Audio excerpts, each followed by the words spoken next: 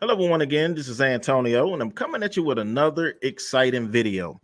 Now, in Alabama, they have been under uh, strict violations as far as redrawing the voting rights, the voter map in Alabama. And this is how certain districts remain in power. The same thing happens in Florida. The same thing happens in Georgia. It happens all over. Well, the Republican led or Democrat led General Assembly has a due diligence, and that due diligence is to draw maps for the constituents that will represent that individual area. Now, the federal court has directed lawmakers to draw two majority black districts or something quite close to it, but the GOP-dominated legislators maps don't do that. As a matter of fact, they are in direct in compliance as to they stance basically is saying that they're not going to draw the maps the way that they're supposed to. Now, what's significance about this? The significance is when you want people to come out and vote for you. And I know that people of color, specifically black people, are loyal to the Democratic Party. And I know some people are saying that they want to do away with those standards. They really want to vote for a change or a district, but it's just not happening the way that they want to, that it should go. Now, a court ordered Alabama's legislature to redraw its congressional map to give black voters more power. The legislature's response, not unless we have to. So what that is saying, screw you, screw you, screw you. And I'm not saying it just because I'm a black man. I'm saying it that these people want to obtain power as long as they can, meaning that they are not going to be in compliance of what they're being asked to do. All right, so we are the make me state, said Democratic State Representative Chris England, a member of the redistricting committee. Throughout our history, we are more than willing to be forced to do the right thing by the courts. The GOP-dominated legislature passed a map on Friday that disregarded a lower federal court's directive, one reinforced in June by the Supreme Court, that it should include two districts with a black voting age majority or something quite close to it. When it redraws its lines, the legislature, over the unified objections of Democrats, instead came up with a map that falls short of that, with one narrowly black majority district and one with a black voting age population just under 40%. Even as Republicans argue they are in adherence, meaning what they're saying is they are in compliance to doing what they were told to do. But if they are not, or if the map is not what they were told to do, then there's no way that they're in compliance. I believe the map is an opportunity map and would comply with Section 2 of the Voting Rights Act. State House Speaker pro temporal Chris Pringle, a Republican who co-chaired the Alabama Redistricting Committee, said of the final map on the floor on Friday. Under questioning from Democratic State Representative Napoleon Bracey, he said that the map would allow minorities to elect a candidate of their choosing, and when push added, when you add function on top of that, it could work. He didn't say it will work. He clearly said it could work. The final map is bound for a fresh round of litigation that must move quickly ahead of the 2024 election. Now, before I read further, I can almost promise you whatever they come up with will be contested. It doesn't matter if they approve what they were told to do or not. It's going to be contested because the real gang violence in the world is the Republicans and the Democrats. They are the real Crips and Bloods. That's just the way I feel about it, because they control the finances.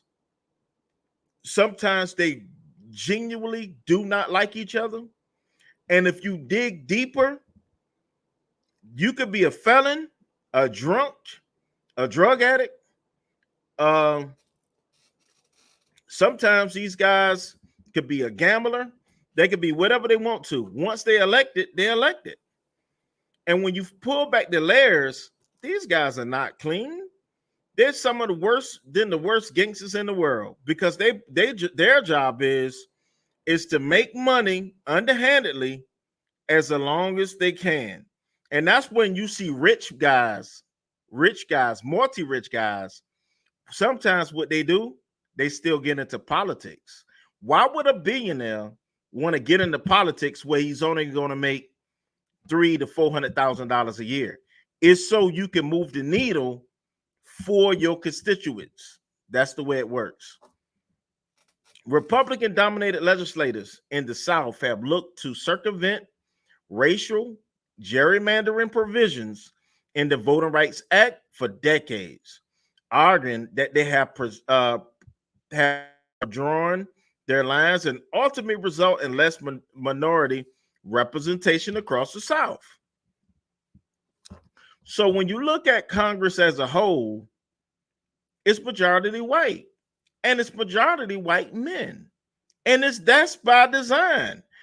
The voting maps is by design. Number one, the average person would not have the circle of friends to obtain the type of wealth it's going to need or required for you to get on stage in the first place, or the amount of money it's going to require to get on the ballot. It takes money. Indeed, if Alabama redraws another black majority district, Democrats will likely gain a seat, cutting into the House Republicans' razor-thin majority. And they know this. That is a shift-worthy atmosphere. Stuart Nefa, the manager of the Redistricting Project at the Legal Defense Fund, the civil rights organization that was involved in the initial lawsuit, said that the legislature is prioritizing incumbent protection, meaning they're trying to protect their bottom line, which is their money. The goal of protecting incumbents is inconsistent with the goal of ensuring that black voters have an opportunity to elect candidates of choice, Nefa said, and the legislator seems to be thumbing their nose at the district court's order. Now, remember, this is a federal court's order. This is not a order of just somebody arguing on the floor. This is a federal court's order. The week-long special session where the GOP-dominated legislature arrived at its new map was rushed and exposed a rift even among Republicans.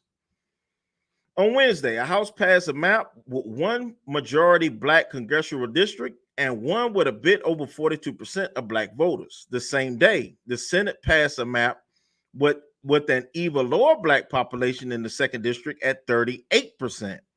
On Friday morning, both chambers again passed their own versions of the map lines, triggering a stalemate. Both Republican lawmakers in both chambers on the conference committee that convened after the deadlock quickly introduced and approved the third and final map with one majority black district and the second district where the voting right age population fell between the Senate and the House Republicans at just under 40%. GOP supermajorities in both chambers rubber stamped the lines Friday afternoon. If the Republicans had not passed the map by Friday, the lower court that threw out the districts in the first place would have directed a court-appointed expert to draw the lines instead. National Republicans have also focused on the process. In a response to a question from Political earlier this week, House Speaker Kevin McCarthy confirmed that he had spoken to Alabama Republican lawmakers as they were drawing the map. I have talked to a few, he said on Wednesday. I'd like to know where they're going to go. The looming legal battle to challenge the new lines will take place soon. The plaintiffs have until next Friday to file their objections to the map with the lower federal court, and they have already signaled they will do so. A hearing will likely be held on August 14th. The state told the court last year that a map needs to be in place by early October to give election officials and candidates enough time to prepare for next year's early March primary. Some Republicans have suggested drawing 2 majority black districts could also wind up in court. A memo for the National Republican Redistricting Trust, the party's redistricting arm to the state redistricting committee, argued that the legislature need to not draw 2 black districts. So here we go. They don't want them to draw 2 black districts. And people always say, why you bring up race? Because race is prevalent. And you see what's taking place right here. Adam Kincaid, the executive director of the NRRT, said in an interview that the Supreme Court's recent decision that upheld the lower court order was one that maintained that the status quo of decades and President and Voting Rights Act enforcement. He argued that the proposed remedies from the lower court will be significant shift for the VRC enforcement. I don't think that's where the Supreme Court is, he added. The memo also alluded to the possibility of a reverse discrimination lawsuit if the legislature enacted a new redistricting plan on the basis of race to create a second majority minority district. I told you either way, it's going to be where this is going to go to court. It's going to go for or against. And that's just the way it's going to go. Democrats derided the new map as a sour grapes attempt to hold on to power, and one that was doomed to fail.